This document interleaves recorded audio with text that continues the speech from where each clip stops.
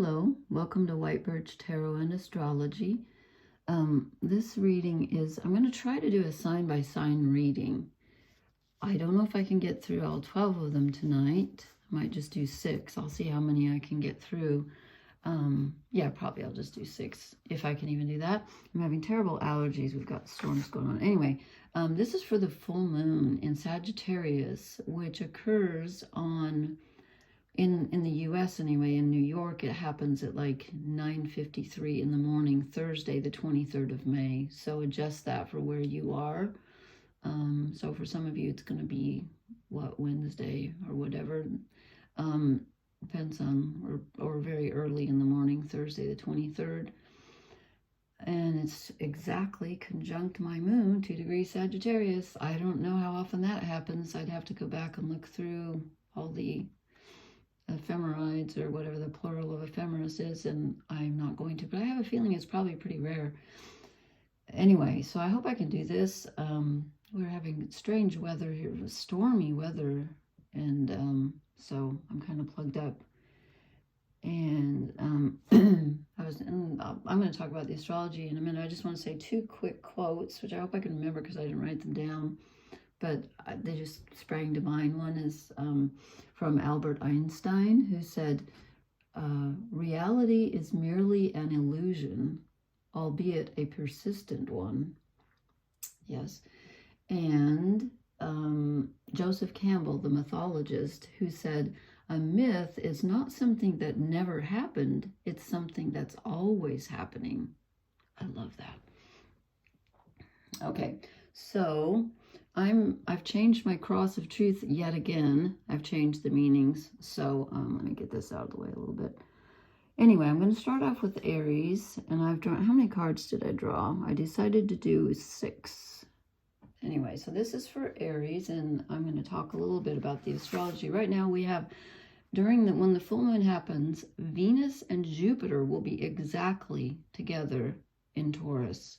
That is so good for relationships, for expanding your relationships, for balancing your relationships. And in Taurus, it's wonderful for romance and just enjoying things that are beautiful, things that make you happy, things that you love to see, touch, smell, taste, whatever. It's so sensual. And that's probably the most important thing. And I just realized, you know how sometimes you focus on like I do these readings and I look at the charts and stuff. I didn't even notice my own stuff.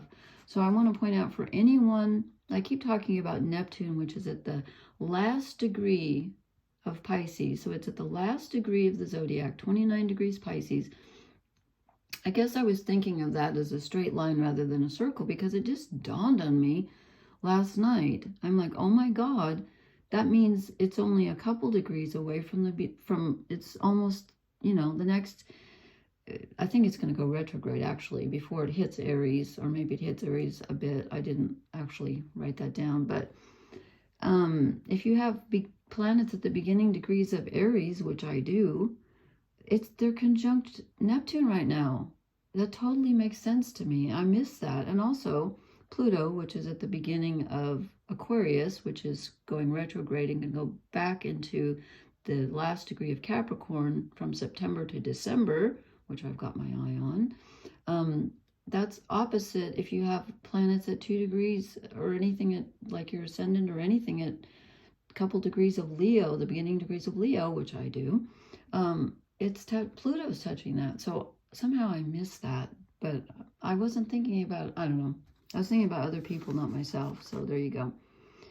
So this reading is for Aries, and you right now have, you have a line of the North nodes at 13 degrees, Mars at 17 degrees, Chiron at 21 degrees. So Mars, the planet of action and willpower and all that, is sort of in the middle between the North nodes, which is our path of purpose, and Chiron, the wounded healer, which is like what stops you, where your wound is. So it's a really interesting place for Mars to be, because he's halfway in between, like the future where he's supposed to be moving, or where we're all, where you're, you know, it represents the path forward for everyone. Now, your personal north nodes are going to be probably in a different place, but I'm just saying in the sky, Mars is between the forward movement and the wound, which is to me like a push-pull thing. So anyway, and this will, why do I have trine the moon 2 degrees? The moon's at, oh, Jupiter and Venus, the Venus-Jupiter conjunction is going to trine the moon in Aries. If you have, now I can't read my own. Yeah, that's, yeah, it is, because it's kind of, yeah, right, because it's a fire sign, because the moon's in Sagittarius. Okay, anyway, here's the reading for, I'm doing a different cross of truth. I've changed it up a bit. So this is the card I drew for, this is you, this is your situation now. Okay, 4 of Wands. And again, this is usually leveling up, you know, going through a doorway. And as I said, Mars is in Aries between the North Nodes and Chiron. So it's kind of a balancing act. You're balanced between the future and the wounds of the past. So that kind of makes sense that this would be the card for your situation, you right now. And then I drew a card and I said, what crosses Aries at this time? The King of Wands.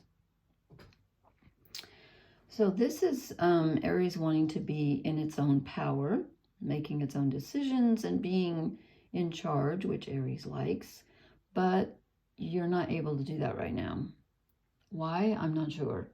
It could be because Neptune's getting ready to move into your sign. And again, if you have any planets or points at the beginning degrees of Aries, they're going to be conjunct Neptune, which is going to confuse the heck out of everything. So you want to be in control, but it's crossing you right now. You don't feel like you are. Then I asked, this position is, what do you need to let go of? The Sun in reverse. I don't know if I should be doing reversals. To be honest with you, I'm not going to. I'm going to turn these up. That just dawned on me. I'm not doing reversals tonight. No. So what do you need to let go of? You need to let go of clarity, or the need to see things clearly and be right, which again kind of goes with this King of Wands. You're not in control right now, and you're not going to be. And you know, Mars is in Aries, which he rules, but he just got out of Pisces not that long ago, so he's kind of still waterlogged and reeling from the, you know, swimming in the sea. So you need to let go of your need for clarity right now. You need to have some faith. You know, what's that quote? We're not here to get rid of the storm. We're here to learn to dance in the rain, or something like that. Just came to me because he's flying in the rain. So you may not find full clarity at this time, but you're gonna have to let that go. Okay. Then I asked, what should we move toward? What should Aries move toward? The 5 of Wands. Okay, this is kind of, I'm getting move out of your comfort zone, move into, like mix it up, you know. The 5 of Wands is kind of I can't think tonight, this full moon's got me. It's a, what do you call things that mix things up? I can't think of the word. It's not so harmonious, but this is asking you to move into disharmony, to move into, to color outside the lines and think outside the box, act outside the box. You're stronger than you know. Don't do things the same old way, okay? Then, let's see, then I asked, what is hidden in this situation that needs to come to light? This was under, but I didn't have room for it, so this was under the bottom. The 10 of Cups. Okay, so there's a blessing. There's something that you have emotionally, a well of compassion or love or something that you're not feeling, that needs to come out. You have more depth of emotion and stability of emotion and happiness. Like, you don't feel happy, but you have the capability for that, and it needs to come out right now. So dig deep for it, because it's there. It's there. That's what this whole reading was, based on. Then I asked the top card, what blesses Aries at this time? And this deck has an extra card. And it's interesting because it's possibilities, okay? And that is very interesting, since I said that the card for Aries is Four of Wands, which is moving to a new level, going through a doorway. Excuse me, I know I couldn't get through this without choking. And this is really interesting because we're trying, Aries, 2 degrees Aries is trining. Oh, that's where my Mars is. God, I'm so slow to, what is wrong with me? Okay, yeah, the full moon is not only conjunct my Mars, it's exactly trining my moon. How did I miss that? Okay, so if you have anything at the beginning degrees of Aries, this full moon is trining it. I'm always the last to know. So it's possibilities opening up. And there was something else I was thinking of. If you have anything at the end degrees of Aries, then it's also in good aspect to the Venus Jupiter conjunction. Okay, so that's good. There was something though that I talked about